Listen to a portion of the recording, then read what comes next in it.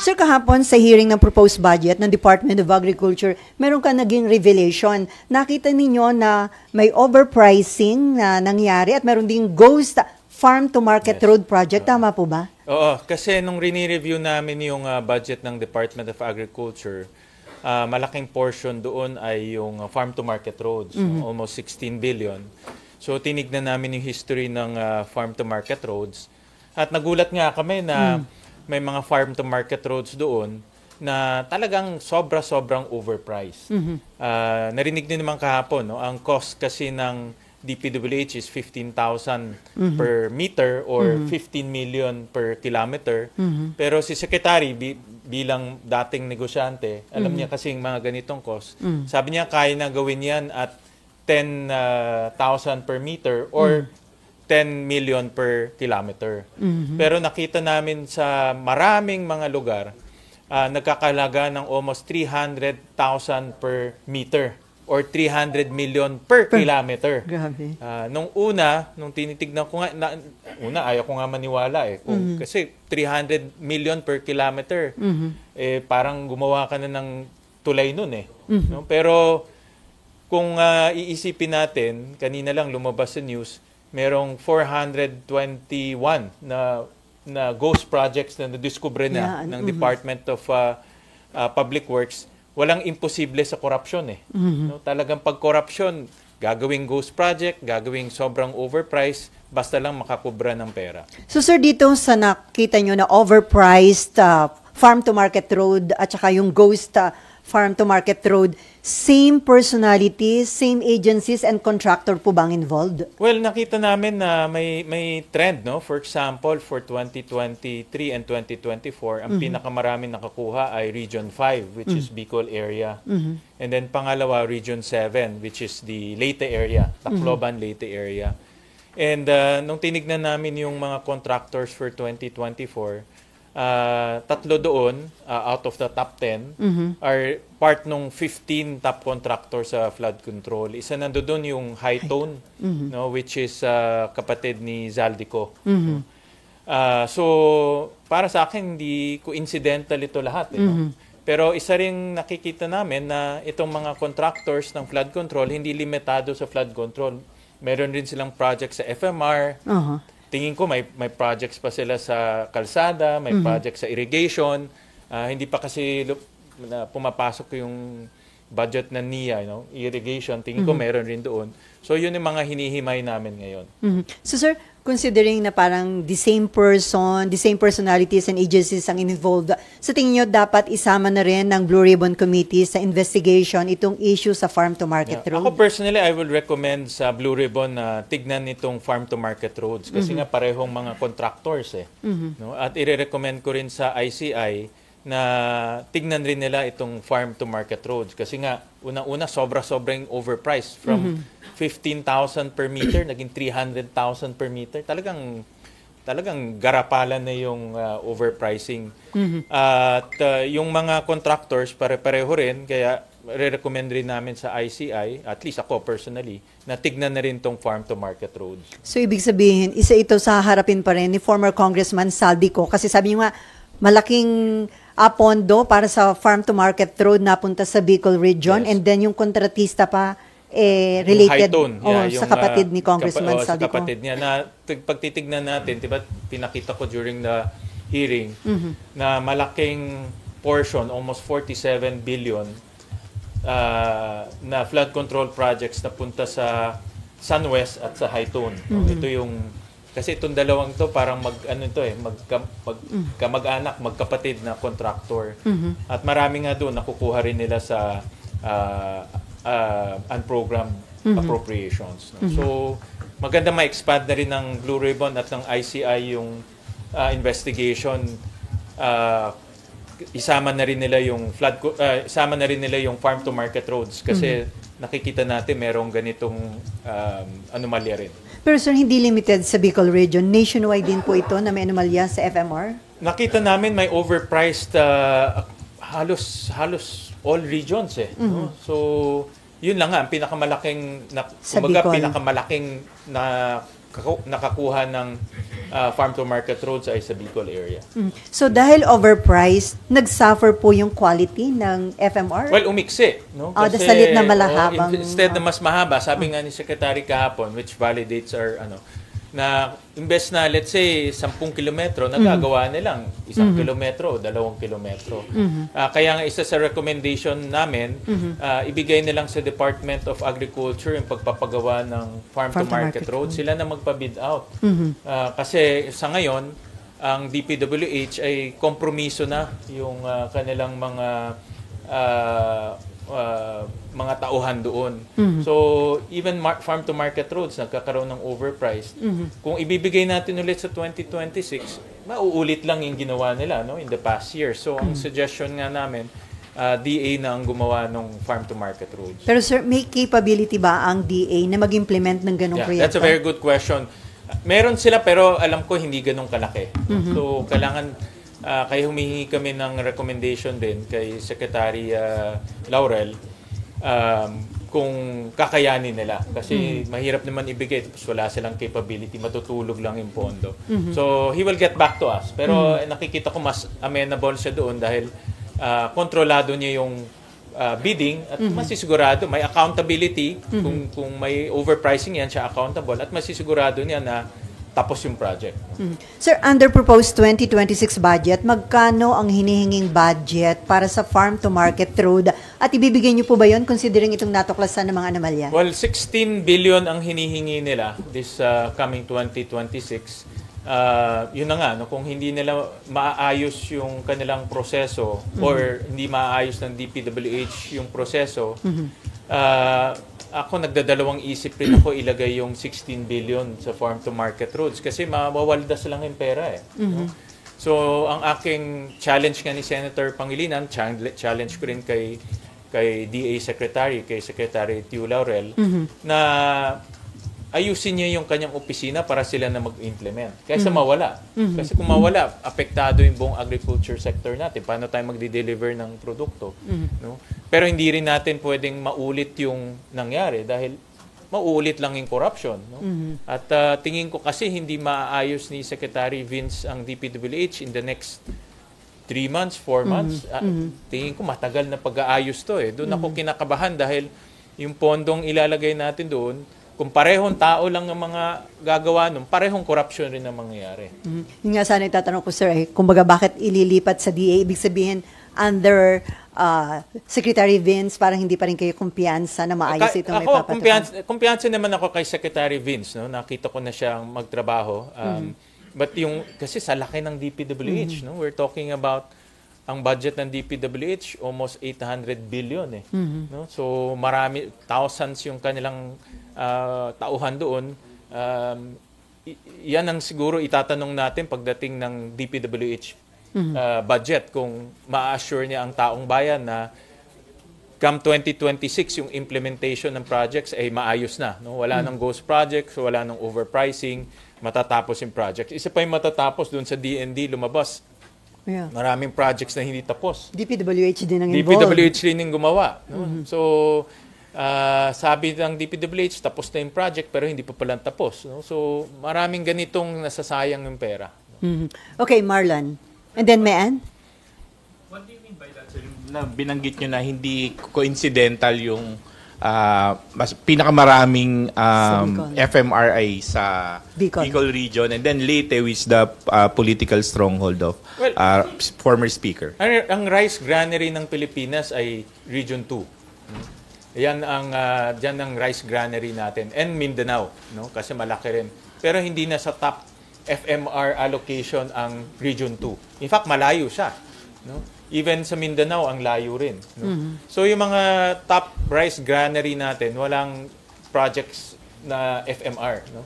Yung mga hindi na sa top, yun ang nabibigyan. No? So para sa akin, if you think about itong nangyayari sa flood control, at yung mga personalities involved tulad ng SunWest, tulad ng High Tone, sa aking personal na pag-analyze, hindi katakataka na nalagay ang pinakamalaking allocation ng FMR sa Bicol area.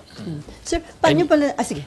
Kahapon po, Sen, nabanggit nyo rin na tinrace nyo historically yung paglaki ng budget sa FMR. Can you share?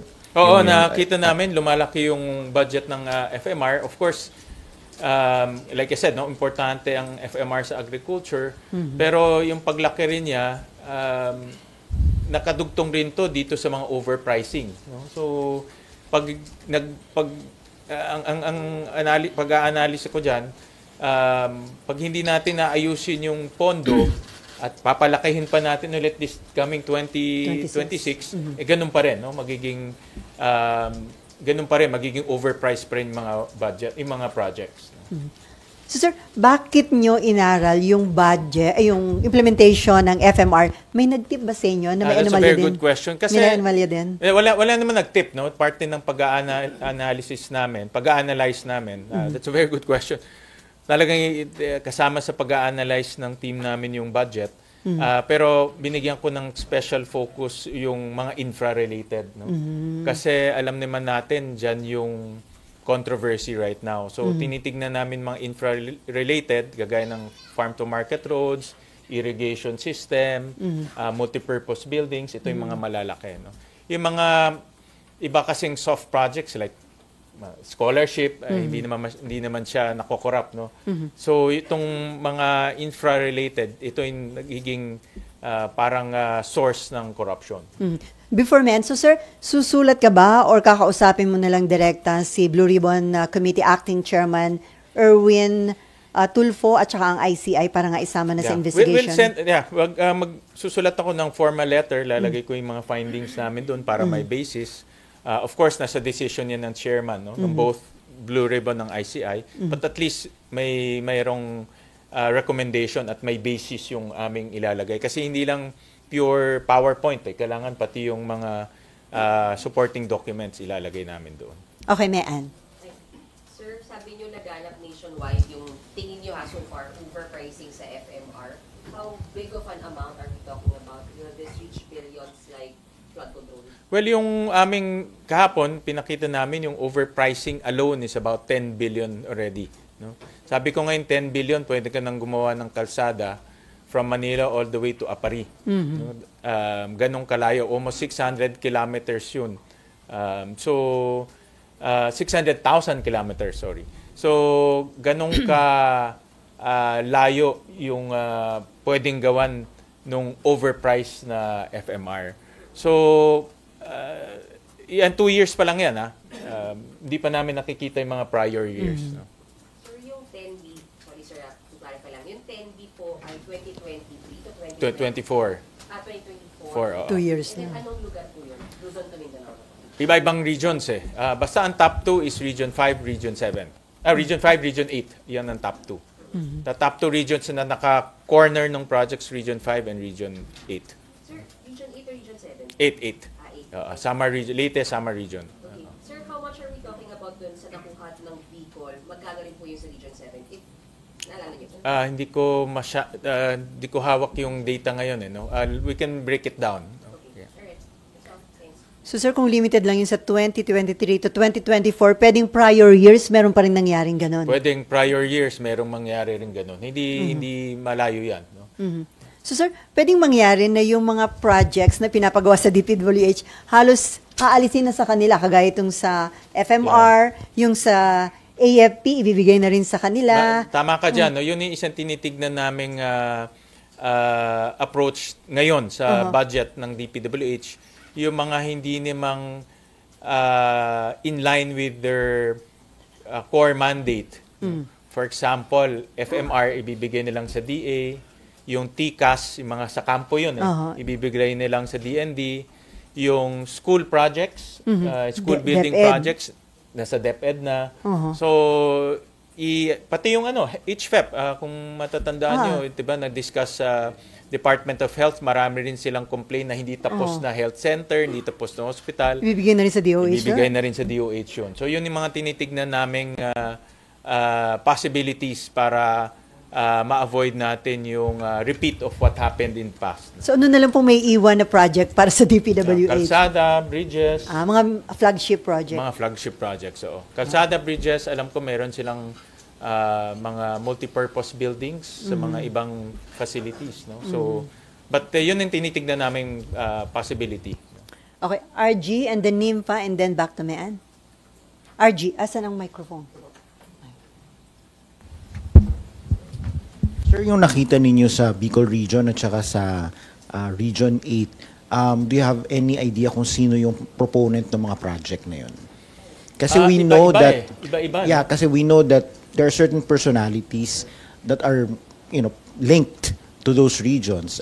The former APRO chair is a representative of a party list from that region. The former speaker is from the other region.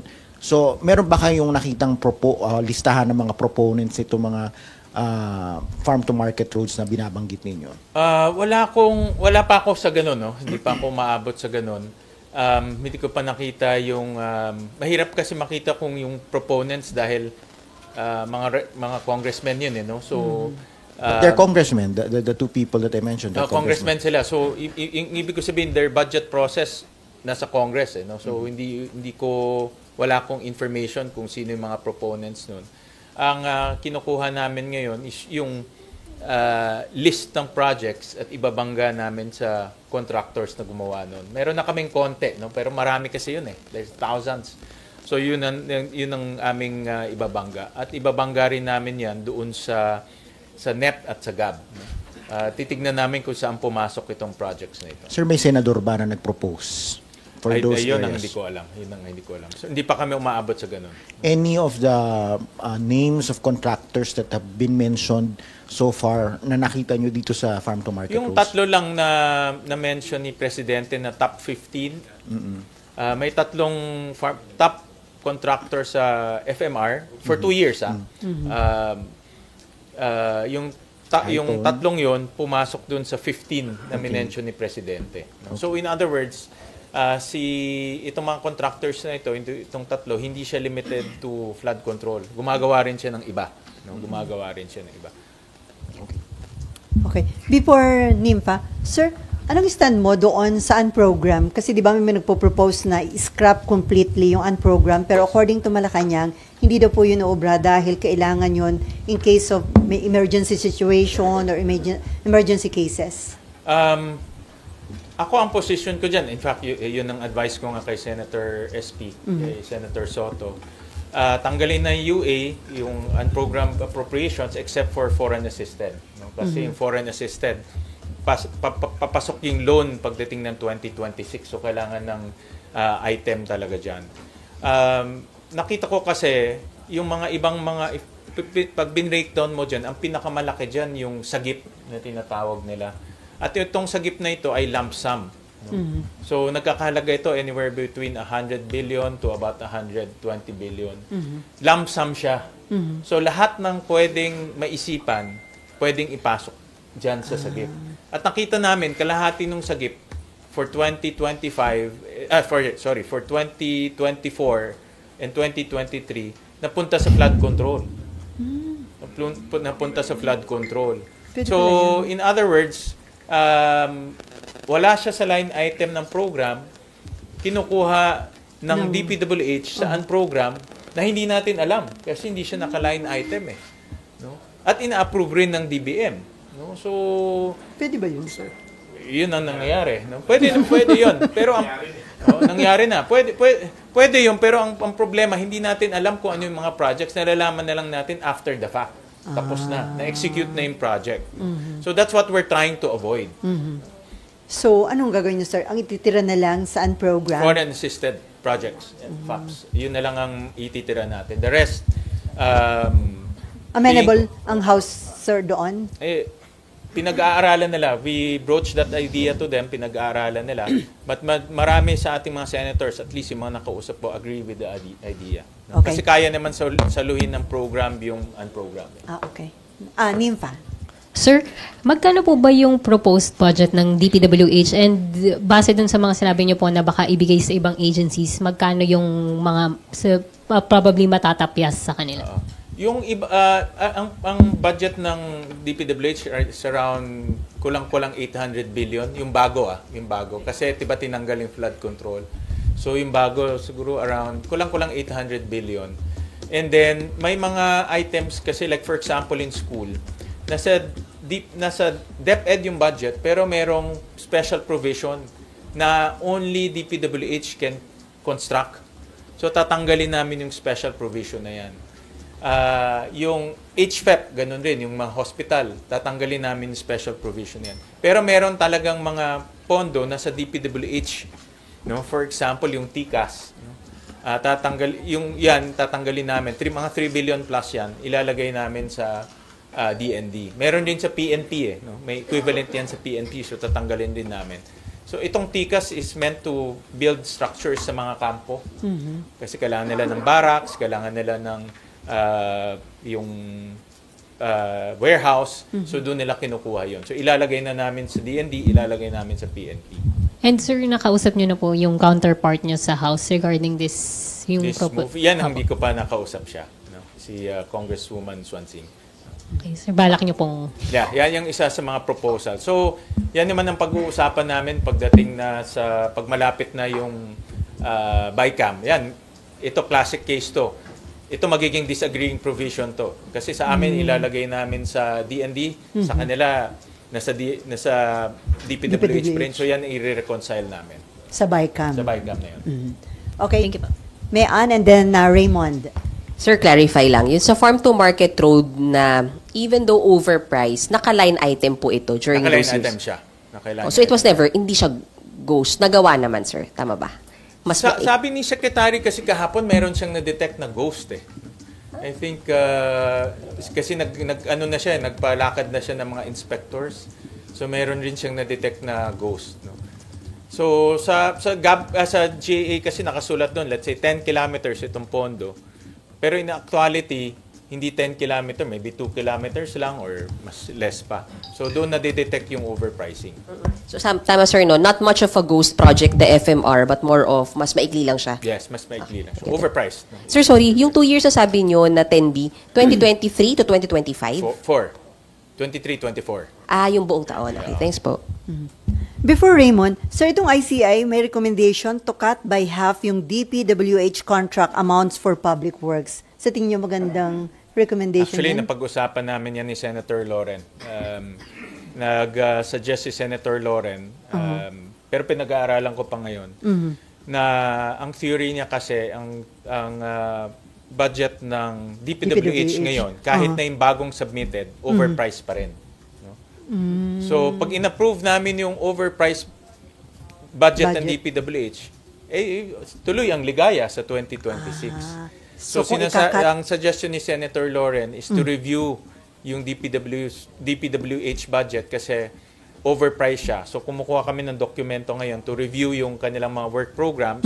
Ibabangga namin sa... Mayroon kami mga consultants na private engineers, babangga namin doon. So, for example, kung overpriced siya ng 10%, magbabawas kami ng 10% across the board. Pag overpriced ng 20%, magbabawas kami 20% across the board. Pero sa ICI yata, sabi mo is... i-cut by half. Half the 50% overpriced. No? Halimbawa, sir, yung daw public works bidding from 400 million, gagawin lang 200 million. Ang gagawin namin, for example, kami 10 or 20%. Parehong project, parehong haba ng kalsada, mas mababa lang yung presyo. So wala nang pagkukunan ng kickbacks? Yes, or... yun ang gagawin namin. Exacto yung Kasi, diba, kung susundan natin yung mga testimonies ni Bernardo, testimonies ni Alcantara, nasa NEP pa lang mayroon ng 15% eh.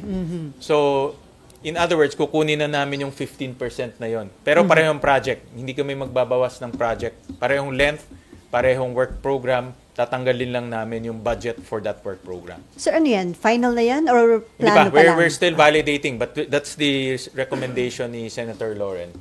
So we're validating pa kasi nga, we need to make sure na yung overpricing, anong bang amount ng overpricing na yun. Okay. Raymond.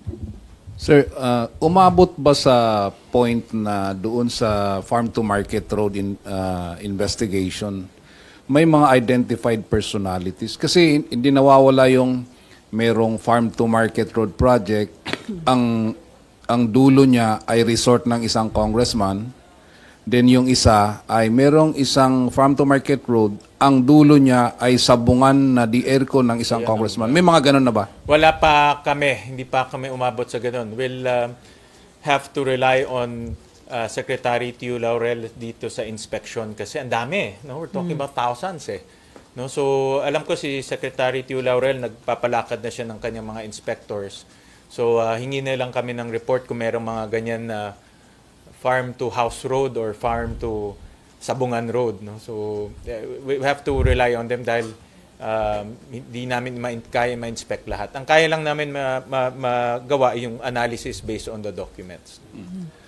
Doon sa issue ng sir na gusto nyong tanggalin sa DPWH yung mga infra projects, ibigay sa bawat department, meron na bang commitment just like DepEd, DOH, and DND, and even sa other departments na kaya nila, they have the capability to implement such project na hindi naman dati nila ginagawa? That's a very good question. Yan ang sagot na babalikan kami ng DND. I think DND walang problema kasi meron silang engineering core, di ba? So I think walang problema doon. Ang medyo hesitant ay ang DA. No, doon sila. So very careful rin si Secretary Tio Laurel. So babalikan kami. But yun na nga, no? We challenge them dahil kung gusto niyo maayos, kayo na lang gumawa. Hindi naman necessarily sila mismo, no? Papa-bid out lang naman to eh. No? So at least yung contractor ay qualified, yung inspection ay actual inspection. Kasi sa DPWH kung 'di ba kung may 400 plus ghost project, ibig sabihin bulag yung mga inspector nila. Hindi nakita yung... May inspect pero walang nakikita. No? So, kung ilalagay natin sa DA yan, hindi mangyayari yan sa DA. No? Dahil sila mismo ang mag-i-inspect. At sila mismo ang tatanggap. Okay, before Marlon, sir, considering na ang dami pang nabubulgar na anomaly, sakala natin ito na yung sa flood control projects. Yung pala, hindi lang limited yung ghost dito sa Bulacan. And then, meron pa nga dito sa FMR, meron pa rin sa DND, and then meron pa nga, di ba, yung pag-import pa ng isda na involved din yung company ni former Congressman Saldico. Meron pa ba kayong mga additional reforms na ipatutupad sa proposed 2026 budget, aside dun sa mga na-mention nyo na before? Well, yung nakikita naming reforms, at ito pinag-uusapan din ng mga senador, ay kung hindi naman ganong karami yung amendments, sa floor nilang mag-a-amend. No, kanya-kanya. No, so depending on the amount of amendments, no. But ito work in progress pa yung pag-uusap namin. So parang ang agreement is sa floor nila mag-amend, no. So that's number one. Number two, na-recommend ko rin kay SP at pumayag rin si SP at si Presidente, hindi nagagamitin yung certificate of urgency. So, ibig sabihin, not on the same day ma-approve yung budget. No? Bibigyan ng 3 days or even more. Depending rin sa volume nung annexes. No? So, may time mag-review ang mga senador kung gusto nilang tignan yung mga annexes. Of course, aside from that, in-upload na ngayon namin lahat sa website. So, makikita na ng public yung pinag-uusapan, pati yung dokumento.